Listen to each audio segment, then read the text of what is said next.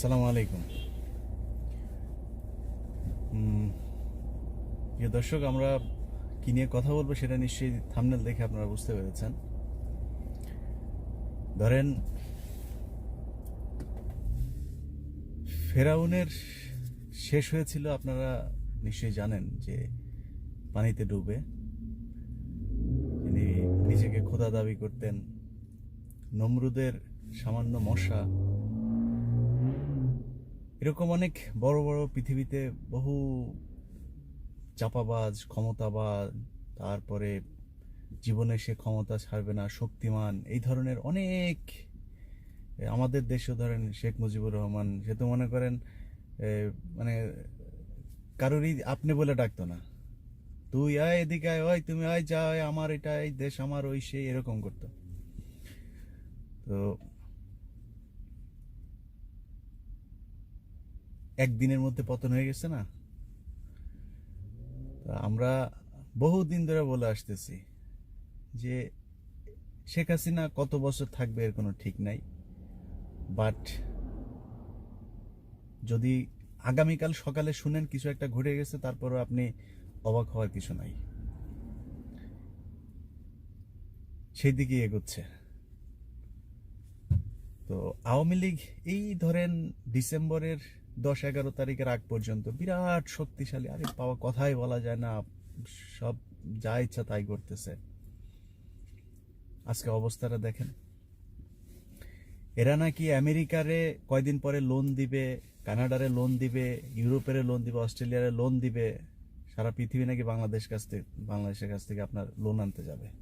অথচ অভ্যন্তরীণ আর হচ্ছে গিয়ে আপনার বহির্বিশ্বের যে ঋণ, সেই ঋণের সব মিলায় এক একজন নাগরিকের এখন 68,000 টাকা মাথা পিছু ঋণ। 68,000।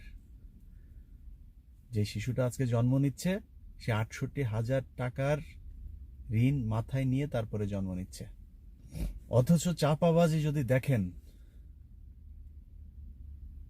অর্থমন্ত্রী থেকে শুরু করে সবাই, তো ওনাদের কাছে তো বড় মনে হয়। ওই যে অর্থমন্ত্রী মেয়ে আপনার এই বিপিএল এর টিম একটা ধরে ফেলছে, কুমিল্লা ভিক্টোরিয়ান্স, পুরা টিম, তাদের টাকা পাইলেন কই?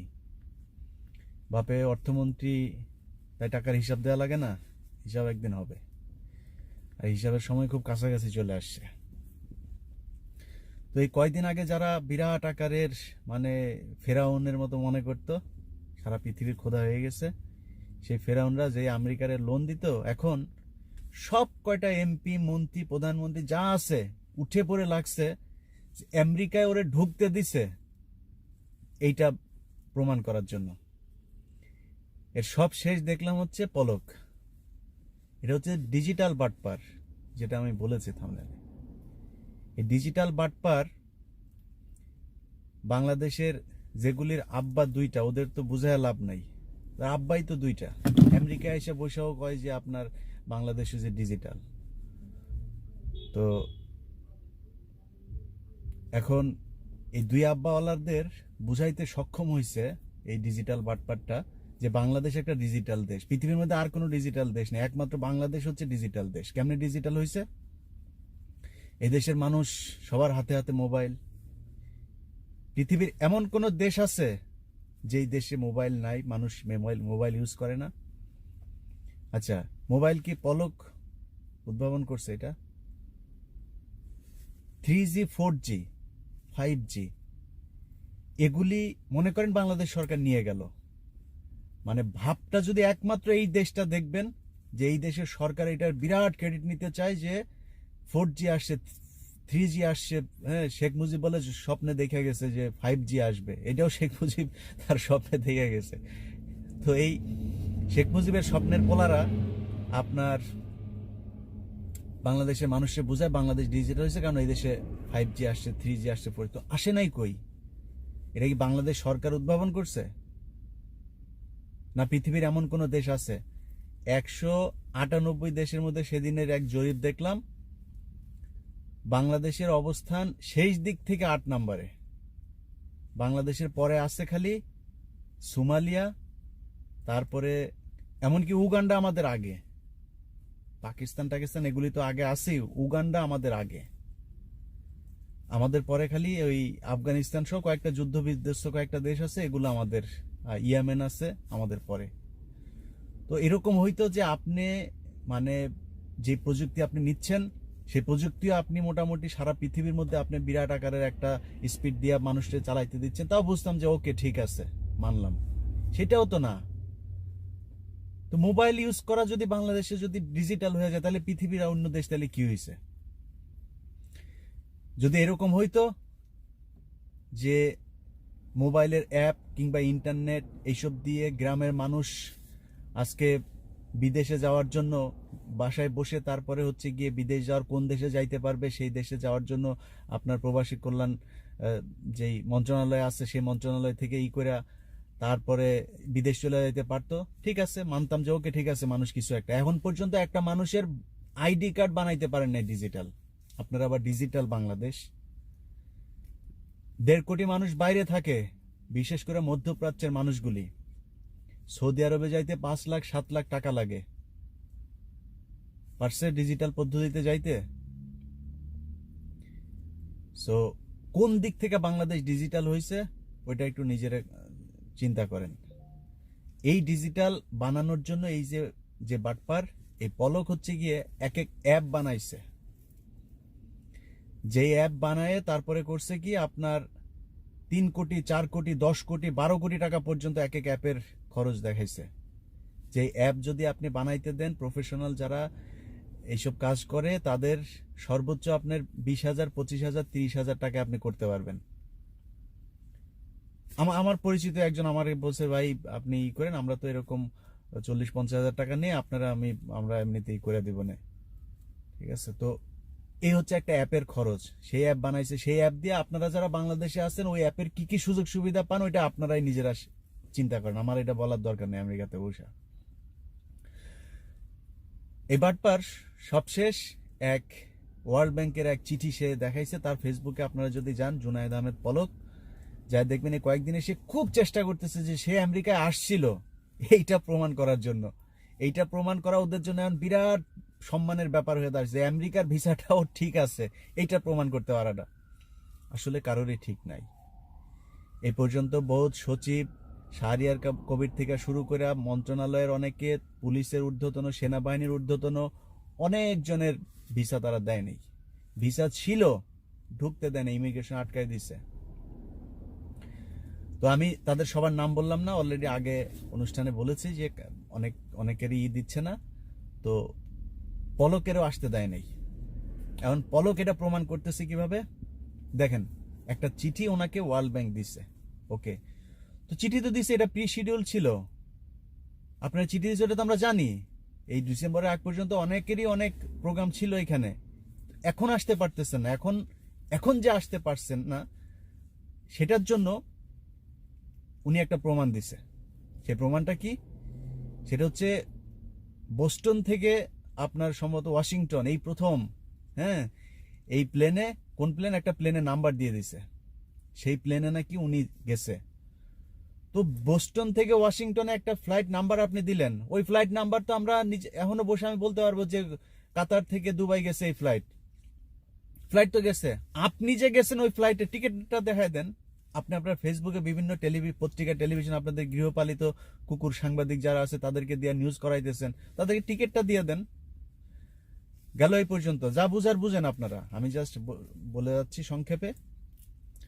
এরপর হচ্ছে সে আমেরিকাতে আসছে, ধরলাম আমেরিকাতে আসলেন, ফ্লাইট বিশ্বাস করে টিকিট নাম্বার দেন নাই, তারপরে ধরলাম আপনি আসছেন।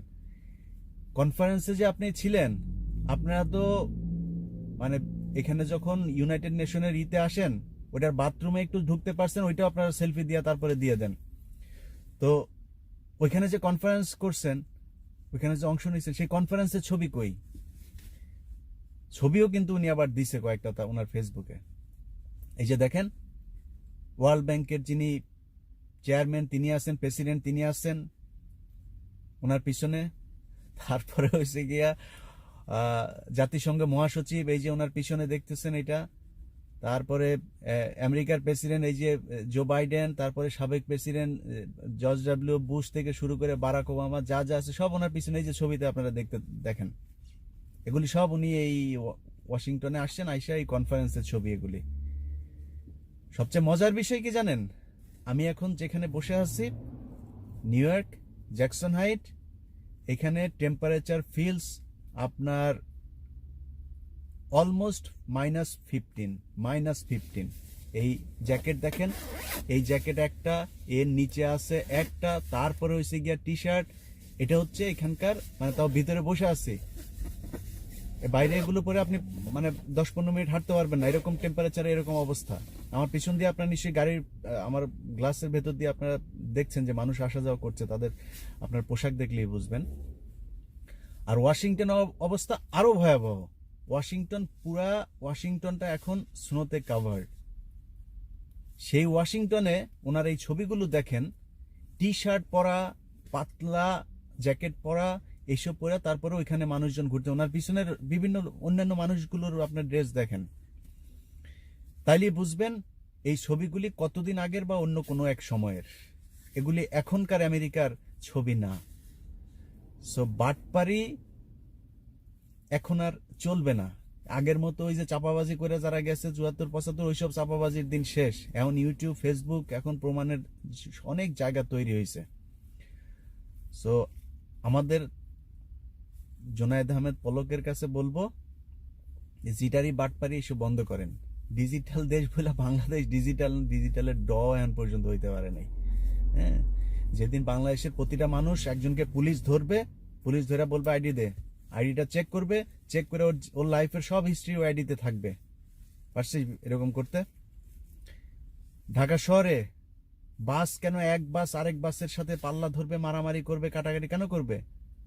সরকারের থাকবে, বাস থাকবে, সেই বাস মানুষ টিকিট করবে, মান্থলি উইকলি টিকিট করবে। এখানে যেমন পাস আছে, সেই পাসের মতো পাস করবে, সেই পাস দিয়ে তারপরে মানুষ গাড়িতে উঠবে, টাকা পয়সার কোনো লেনদেন হবে না।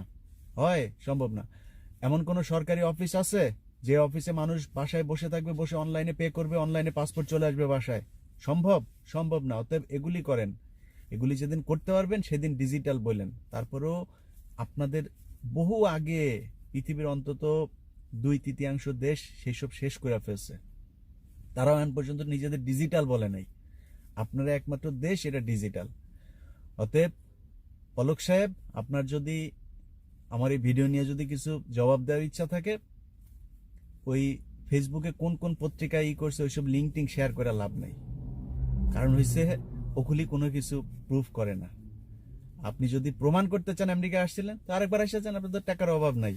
টাকা তো আপনাদের এখন বাথরুমের মধ্যেও পড়ে থাকে।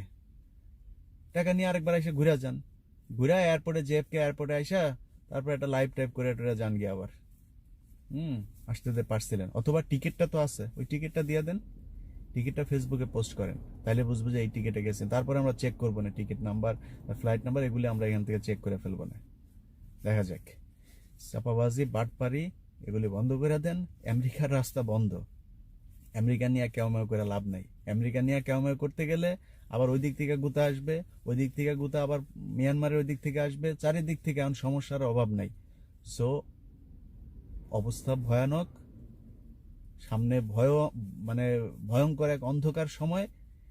এতদিন যেই র্যাব, পুলিশ সবাই মিলে ওই যে বাংলাদেশের মানে ইসলামী বক্তা, আলেম, এদেরকে জঙ্গি বানায় নাটক সাজাইছেন, মানুষের বাড়িতে যায়, বাড়ি রাতের বেলা যায় ঘেরাও করে, এরপর বলছেন এখানে বোম টোম বানায়, এগুলি বলছেন।